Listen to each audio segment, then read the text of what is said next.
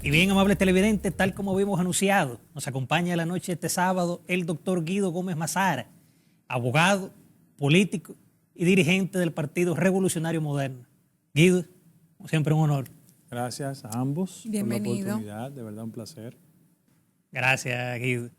Guido, lógicamente un tema principal y protagónico son las declaraciones pudiéramos decir, desacertada de la Embajada de los Estados Unidos, el mismo tema de querer como impedir lo que es asunto del azúcar aquí en la República Dominicana, la respuesta del mismo presidente, es decir, haciendo un balance sobre ese tema, tu opinión al respecto.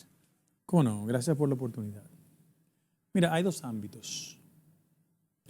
El primero, que tiene que ver con la facultad de todo Estado en definir sus políticas migratorias, hay que decirlo, que es una facultad del Estado, estatuida por la ley, de que todo gobierno, en el caso del nuestro, tiene la capacidad legal para disponer los procedimientos de deportación.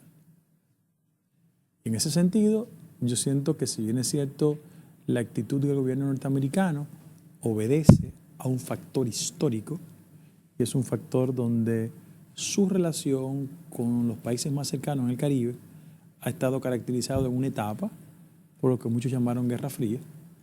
Y en segundo lugar, disuelto el bloque soviético y rotas esas referencias, hay una actitud de presencia más allá de lo normal en países de este lado del Caribe, donde su nivel de influencia se puede medir, primero, porque ellos son nuestro principal socio comercial, hay que decirlo. En segundo lugar, porque hay 2 millones de dominicanos que residen en los Estados Unidos. Y en tercer lugar, porque el factor remesas tiene un peso específico en la economía dominicana. Esos factores podrían estar conduciendo a que el gobierno norteamericano diseñe políticas respecto a predeterminar el comportamiento nuestro en materia de deportaciones. Yo estoy totalmente en desacuerdo, pienso que cada estado tiene esa facultad. Sin embargo, yo quiero aprovechar la oportunidad para decir que en los Estados Unidos está existiendo todo un proceso de transformación de la cultura política norteamericana. ¿Y qué pasa? Que cuando en los últimos 20 o 30 años la actitud de apertura y receptividad migratoria caracterizó un ciclo de la vida norteamericana, es innegable, y ellos lo han expresado en sus documentos públicos, que el año pasado, por ejemplo, en el año 2021, proyectaron que casi 1,8 millones de personas entraron de forma indocumentada por las fronteras. Ellos tienen un tema con el flujo de migrantes ilegales, y por vía de consecuencia pretenden que un conflicto, como el conflicto haitiano, que Haití tiene una conformación que sensibiliza tanto a la Unión Europea como a los Estados Unidos, país más pobre del hemisferio, una democracia poco efectiva, institucionalmente requebrajado. Pero yo quiero reiterar en este programa, como en otros, de que el Estado dominicano tiene derecho a definir su política migratoria y que por vía de consecuencia eso no tiene que prender las alertas de carácter nacionalista, sino que el gobierno dominicano reitere su capacidad de determinar la política de deportación. Eso es en primer lugar. En segundo lugar, hay un tema que tiene que ver con una sanción de carácter comercial a una empresa, que en este caso se llama Central Romana. Y es bueno decir lo siguiente. La actitud del gobierno ha sido positiva, aunque la sanción no implica directamente al gobierno. ¿Por qué? Es un ente privado, que en el caso específico es una empresa de origen norteamericano, que estuvo operando con rostros químicamente norteamericanos, pero a finales de la década de los 80 pasó a la familia Fanjul, que es una familia de origen cubano, vinculada a la industria azucarera, pero son ciudadanos norteamericanos. Que tienen ese mismo negocio en la Florida también. Sí, pero vamos a hacer la lectura desde el punto de vista de los procedimientos. El hecho de que la Dirección de Aduanas y Fronteras impide el ingreso está fundamentado en una decisión de leyes federales. Porque la OIT hizo una investigación respecto a prácticas discriminatorias y en el estándar de 11, la interpretación que ellos hicieron es que esa compañía violó 5. Ahora, mi reflexión, si tú mides el nivel de exportación en el país, la industria azucarera representó 154 millones de dólares, es decir, el 1.3% de las exportaciones globales. Ahora, ¿cuál es el peso específico que tiene Central Romana American Corporation en el país? Genera 25,000 empleos directos en zona franca. En zona franca no solo, en zona franca, en turismo, en la industria azucarera. Y eso sí el gobierno, de manera correcta, ha tenido que asumir esa responsabilidad. Reitero, no es una decisión que entraña al gobierno, pero que afecta profundamente la imagen del país en términos internacionales, y hay que hacer todo el esfuerzo de ayuda a esa empresa para que se revise la decisión, porque, reitero, está fundamentada en una decisión de ley federal en la que todo encadenamiento productivo que ingrese al mercado norteamericano, si en su base la actividad es discriminatoria, no puede conectarse en el mercado norteamericano. Eso es una decisión del gobierno norteamericano. Sin embargo, muchas personas, enlazando ese comentario que usted hace con el mío, dicen que si esa es la preocupación de Estados Unidos, en cierto modo hay una doble moral, porque ellos ensamblan en China, y en China hay registros de muchas empresas donde hay tratos ahí un poco, digamos, cuestionados a los empleados. No, totalmente, de violación de derechos humanos fundamentales. Exactamente, y entonces ahí no hay como una sanción directa a esas empresas chinas con respecto al trato de esos obreros. Algunos dicen que puede ser retaliación política porque la familia Fanjul apoyó en algún momento a Donald Trump, que ahora también se perfila como un potencial candidato a la presidencia de Estados Unidos. Doctor, quisiera también tocarle ese mismo tema, pero desde otra vertiente, con la visita que tuvimos aquí en República Dominicana de la jefa del Comando Sur. ¿Cree usted que eso es un mensaje también que busca presionar más al pueblo dominicano con respecto a ese tema, o más bien esa visita estuvo encaminada a la conciliación, a bajar un poco la tensión entre las relaciones República Dominicana y Estados Unidos? Miren, una de las críticas constructivas que yo le hago a mis amigos del gobierno, miembros de mi partido, es que no tienen el personal para hacer una lectura preventiva del comportamiento de la cultura norteamericana. En Estados Unidos el reloj electoral comenzó a marcar, y los grupos que son minorías étnicas en algunas demarcaciones representan mayorías electorales. El líder referencial del Partido Demócrata ahora mismo es Barack Obama. Durante la administración de Barack Obama se generaron mayores niveles de deportación que en todas las otras administraciones. Ahora, ¿qué él hizo? Que lo hacía mediante de un protocolo migratorio de deportación donde el tema de los derechos humanos se preservaba. Y yo quiero decir aquí que yo creo que el Estado dominicano tiene derecho a establecer su política de deportación, pero yo estoy de acuerdo que lo hagan con un protocolo donde se preserven los derechos humanos, en ese mismo orden.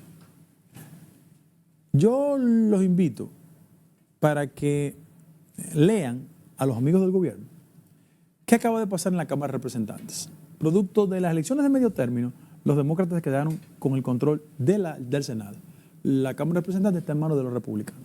¿A quién acaba de elegir el Partido Demócrata como líder de la minoría en la Cámara de Representantes? Se llama Hakeem Jeffries. Es un afroamericano, congresista de Nueva York, que todo el mundo sabe que hay una propensión a que ellos sean mucho más sensibles con el tema de la discriminación. Por eso, cuando el comunicado de la Embajada Norteamericana público habla de prácticas de discriminación respecto a gente que tiene el color de piel negra, eso prende las alertas norteamericanas por un factor histórico. En Estados Unidos, la guerra de secesión fue el resultado de que los estados del norte pretendían mantener en la esclavitud a los estados del sur. Y todo el discurso histórico de los afroamericanos está orientado a defenderse frente a prácticas discriminatorias.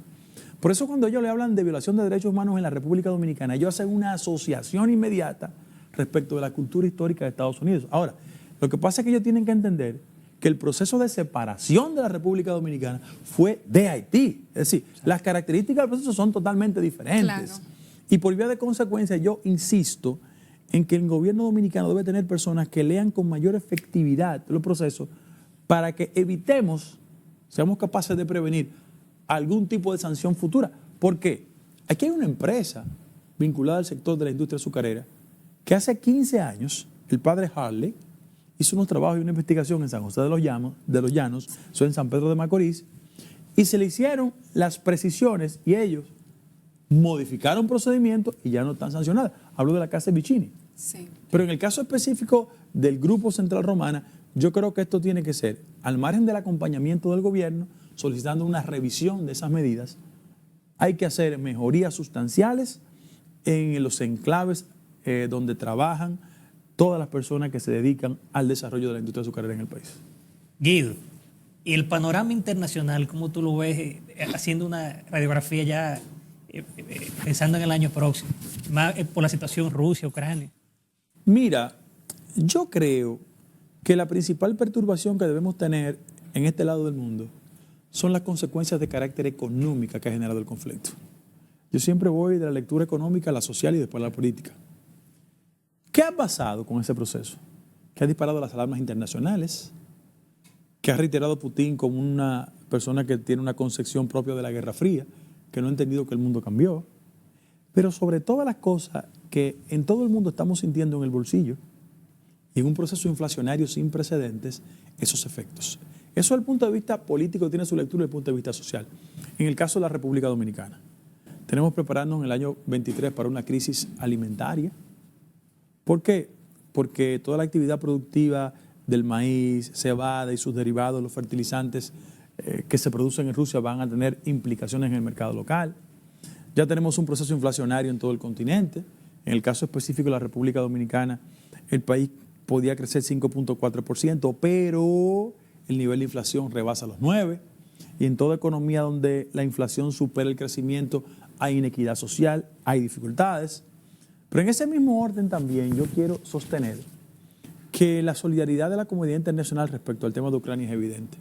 Tanto la Unión Europea como los Estados Unidos han marcado una actitud de promover la buena relación. La OTAN ha asumido su rol y yo aspiro y espero que el presidente Putin se encauce sobre criterios de carácter democrático y racional y que respete al nuevo orden internacional, porque en el caso de países como los nuestros, que no tienen nada que ver con eso, es evidente que el factor inflacionario va a ser el gran dolor de cabeza el próximo año.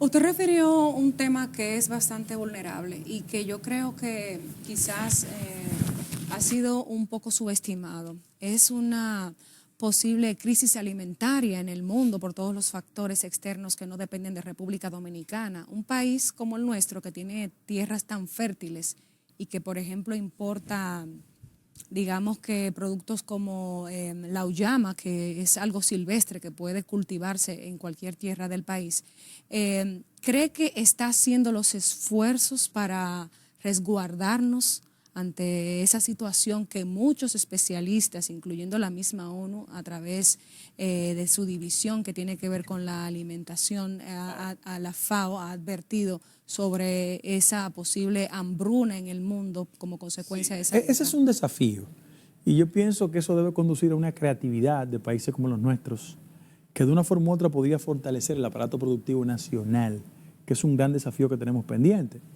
Por ejemplo, cuando usted analiza los niveles estadísticos del crecimiento en algunas áreas del sector productivo nacional, se dará cuenta la combinación que hay entre desarrollo del turismo y la capacidad de que el aparato productivo nacional sirva para abastecer a los consumidores que vienen en el mercado del turismo. Por eso hay que estimular y preservar el crecimiento del turismo y su desarrollo. Además, tenemos que educarnos en una cultura alimenticia que cambie los mecanismos que tradicionalmente han sido la norma a la hora de nosotros culturalmente consumir alimentos. El país tiene que prepararse para eso.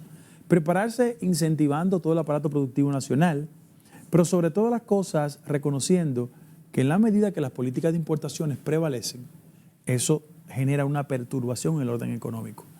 Yo quiero reconocer, por ejemplo, que el nivel de apreciación del peso con respecto al dólar ha sido una señal positiva, pero en la medida que el gobierno dominicano necesite más recursos para comprar productos en el extranjero, el tipo de cambio se puede resquebrajar.